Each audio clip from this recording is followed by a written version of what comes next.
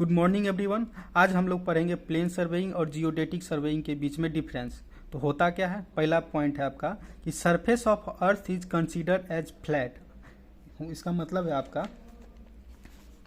कि ये आपका अर्थ का कर्वेचर है। तो अर्थ के कर्वेचर में अगर दो पॉइंट का बीच का जो एरिया है वो अगर 250 किलोमीटर स्क्वायर से कम है तो उस केस में हम प्लेन सर्वेइंग करेंगे, और अगर 250 किलोमीटर स्क्वायर से ज़्यादा है तो उस केस में हम जियोडेटिक सर्वेइंग करेंगे।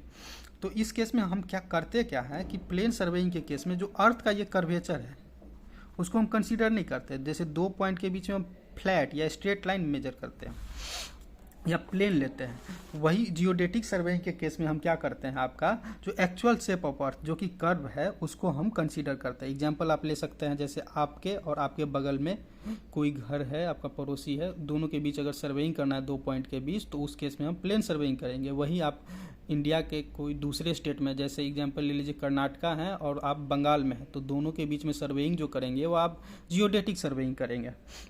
दूसरा पॉइंट है कि distance between two points is straight line. इसका मतलब है कि ये आपका एक पॉइंट है, ये आपका दूसरा पॉइंट है, इस दोनों के बीच जो हम सर्वेइंग करेंगे तो वो जो डिस्टेंस लेंगे वो स्ट्रेट लाइन से लेंगे। इसी को हम सर्वे लाइन भी बोलते हैं। वही अगर आप जियोडेटिक सर्वेइंग के केस में बोलेंगे तो डिस्टेंस बिटवीन जो होगा टू पॉइंट, एक पॉइंट ये है दूसरा पॉइंट ये है, तो उस केस में हम कर्व लेंगे या आर्क लेंगे। वही बोल रहा है distance between two point is curve और आर्क।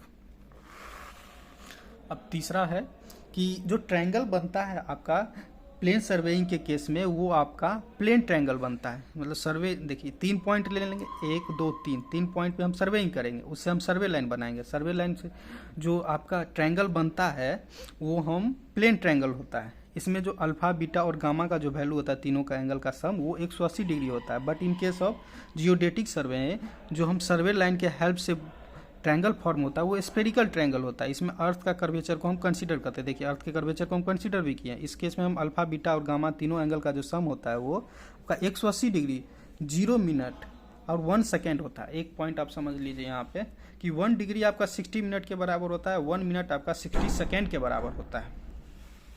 अब चौथा जो डिफरेंस है आपका कि जो एक होता है आपका प्लम बॉब। प्लम बॉब जो होता है वो आपका मेनली ग्रेविटेशनल फोर्स पे वर्क करता है, ग्रेविटेशनल फोर्स लग रहा है उसी पे। तो इसमें क्या होता है कि ये आपका एक ऑब्जेक्ट 1 यहाँ पे, ऑब्जेक्ट 2 यहाँ पे, हम प्लम बॉब लगाएंगे तो ये नीचे जाएगा प्लम, ये आपका प्लम, तो उसके कारण से आपका प्लम लाइन बनेगा। तो ये आपका प्लम लाइन हुआ, ये दूसरा प्लम लाइन हुआ। जो प्लम लाइन होगा in case of plane surveying वो आपका पैरेलल होता है। But in case of geodetic surveying देखिए यहाँ पे एक प्लम बॉब लगाएंगे, दूसरा प्लम बॉब, तो प्लम बॉब नीचे जाएंगे तो प्लम लाइन बनेगा। तो प्लम लाइन जो होता है वो अर्थ के सेंटर पे मीट करता है इन केस ऑफ जियोडेटिक सर्वेइंग। हम पहले भी बोले हैं कि अगर आपका एरिया 250 किलोमीटर स्क्वायर से कम है तो आप प्लेन सर्वेइंग करते हैं। वहीं आपका अगर एरिया 250 किलोमीटर स्क्वायर से ज़्यादा है तो उस केस में हम जियोडेटिक सर्वेइंग करते हैं। इसमें जो प्लेन सर्वेइंग के केस में जो एक्यूरेसी होता है वो लेस होता है क्योंकि हम कर्वेचर ऑफ अर्थ को कंसीडर नहीं करते। But in case of geodetic surveying जो ये हाई एक्यूरेट होता है क्योंकि इसमें हम अर्थ के कर्वेचर को कंसीडर करते हैं। Thank you everyone. ये था आपका difference between plane surveying and geodetic surveying. Thank you.